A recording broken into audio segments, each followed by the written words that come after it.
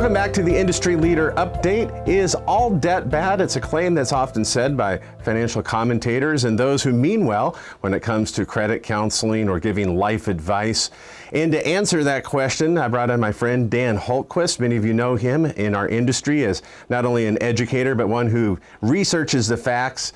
And we're going to dive into the whole topic of, is debt bad? Altogether, it seems like a rather broad statement. And when is debt actually helpful? Can you explain to me where you've heard the phrase, that all debt is bad, and what you found in your experience?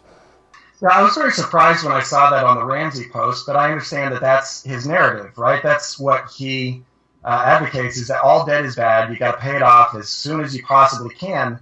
But there's some problems with that. And, as you and I know, if you say all debt is bad, that means kids can't go to medical school, right? Does it make sense for someone to take out a student loan to get a medical degree? Sure it does. A law degree. Many college experiences are financed in part by student loan debt. And I understand the need to pay that off. I also understand, as a former budget and credit counselor, that people do get into consumer debt. And we need to be very careful about that. I've been through Financial Peace University, and I understand some of the dangers of consumer debt, but that's a pretty broad brush we're painting with when we say all debt is bad.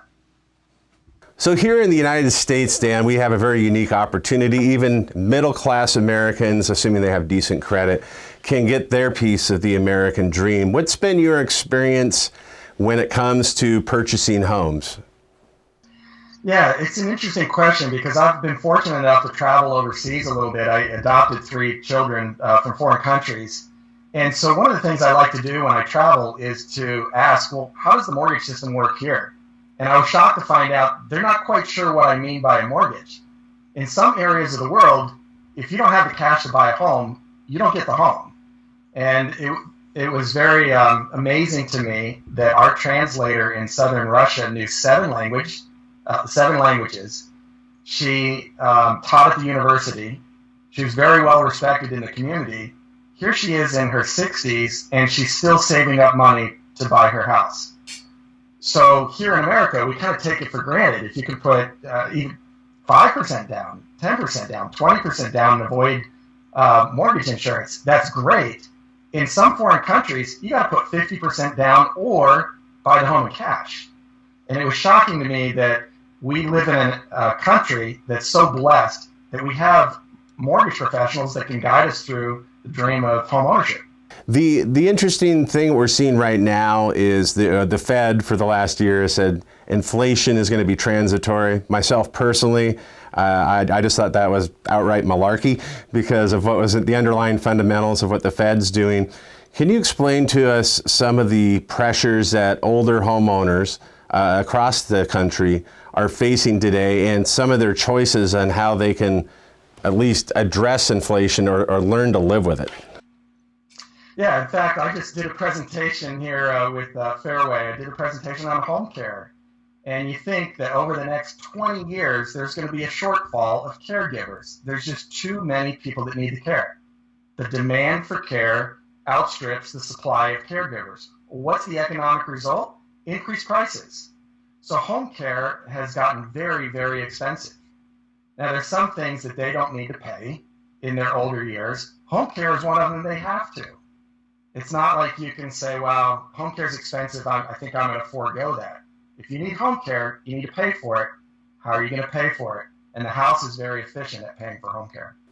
And then you have your day-to-day expenses. Anyone watching right now, it's no big surprise that food prices have skyrocketed, fuel prices, major commodities. So the reverse mortgage, I feel, is really at an opportune moment for individuals, especially with today's housing values. What are you seeing in the financial markets or when it comes to housing values yourself? Well, I know there's pockets of the country where they're talking about leveling off, and I get that. I think it's regional. But as long as there's a short supply, prices have to go up. Well, Dan, thank you so much for joining us. We always are looking forward to your research, and I know your contributions in the article. We just had an interview with Harlan last week about Dave Ramsey. It's It's not personal. This is not an attack on an individual. It's just we have to correct misinformation. So thank you for the service you provide to our industry, and keep up the good work.